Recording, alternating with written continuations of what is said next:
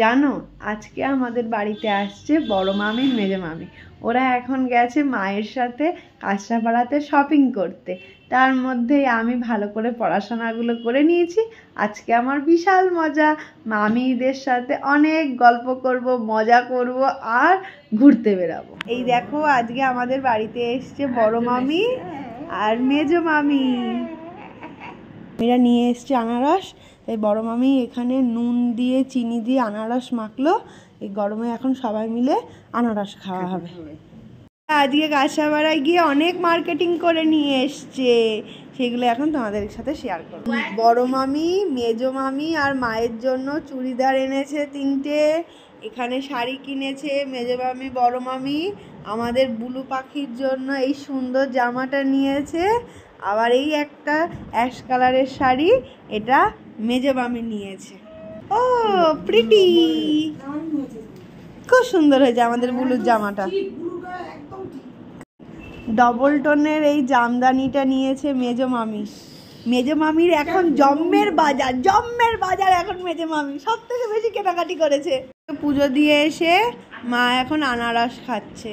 মা তার সাথে এই সবুজ আর সাদার একটা পিওর কটনের চুড়িদারের পিস নিয়েছে। বাবা তো এখন ঘুমিয়ে পড়েছে, আর বাবার জন্য এরকম একটা রয়্যাল ব্লু কালারের মা শার্ট নিয়েছে। মা মেজো মামি বড় মামি সবাই নতুন চুড়িদারটা এখানেই পরে নিয়েছে। তোমাদের কেমন লাগছে এই তিনজনকে অবশ্যই ভিডিওতে কমেন্ট করে জানিও। দাঁড়াও, আজকে দুপুরবেলা মা রান্না করেছিল গাছের পালং শাক, কুমড়ো দিয়ে পাঁচমিশালির তরকারি, আমাদের বাড়ির গাছের গন্ধরাজ লেবু, এখানে একদম পাতলা করে পনিরের ঝোল আর ঝাল ঝাল করে কাতলা মাছ। এখন আমার বড় মামি বানাচ্ছে মালপোয়া, তাই তোমাদের সাথেও ভাবলাম একটু শেয়ার করে দিই। ভালো লেগেছিল।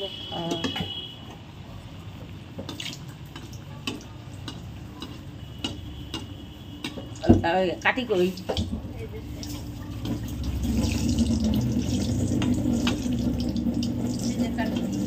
বড় মামি প্রথম মালপোয়া ভাজাও হয়ে গেছে। প্রথম মালপোয়া তোমাকে টেস্ট করানোর জন্য পাঠিয়েছে। মিষ্টি না হলে মিষ্টি দেব।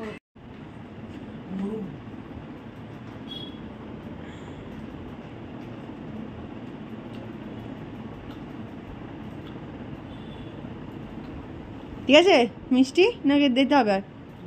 হ্যাঁ, একটু মিষ্টি লাগবে। মালপোয়ার সাথে সাথে এখানে চলে এসছে গরম গরম তালের বড়া। আমার মা বাবার বিবাহবার্ষিকী 9ই আগস্ট, ভাবলাম সেই সুন্দর মুহূর্তটাও তোমাদের সাথে শেয়ার করে দিই। মা বাবা এই বছর 31 বছর কমপ্লিট করলো, আর আমার তো ভীষণই ভালো লাগছে। আমি চাই দুজনেই এইভাবে আমার সাথে 100 বছর থাকুক আর আনন্দ করে আরও ভালোভাবে জীবন কাটাতে পারুক। চলো কাটা কাটা, ফুদা ফুদা। আজকে আমার মা বাবার 31 বছরের অ্যানিভার্সারি। ফুদা ফুদা।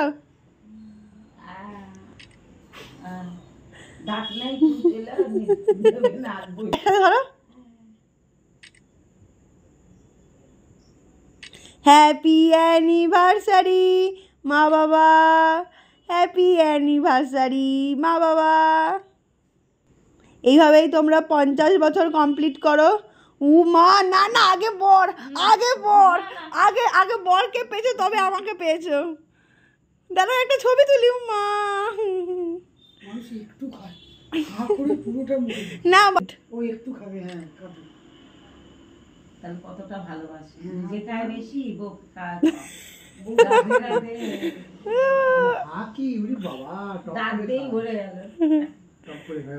আমি সঞ্চিতার মৌ একসাথে যেন তপবনে পড়তে যাই। সঞ্চিতা বলে যে মেয়েটা আছে, ও না খুব গাছ ভালোবাসে মায়ের মতোই, তাই বলল কাকিমাও যেহেতু গাছ ভালোবাসে, ওর বাড়িতে যেন অনেক জলপদ্ম হয়েছে, তাই ওখান থেকে 2টো মাদার আমাকে দিয়েছে, বলেছে তুমিও লাগিয়ে। ওটাই তো মাদার।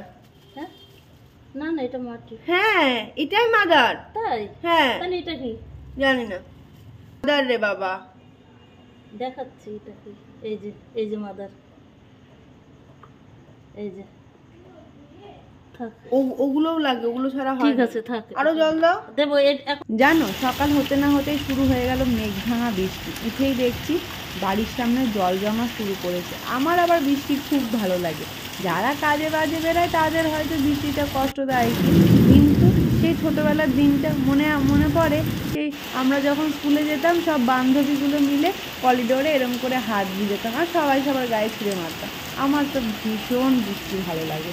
তার মধ্যেই যেন দেখলাম আস্তে আস্তে সব ডুবতে শুরু করছে, জলের পরিমাণটা আরও বেড়ে যাচ্ছে। আর রাস্তাতে দেখলাম সব ম্যানহোলগুলোও ডুবে গেছে। আমাদের বাড়ির সামনের যে রাস্তাটা ওটা দেখলাম পুরো বয়ে বয়ে চলে যাচ্ছে। এ কী অবস্থা! আগের দিন ব্যারাকপুর থেকে বাড়ি আসার সময় স্টেশনের সামনে বিক্রি করছিল পেয়ারা মাখা।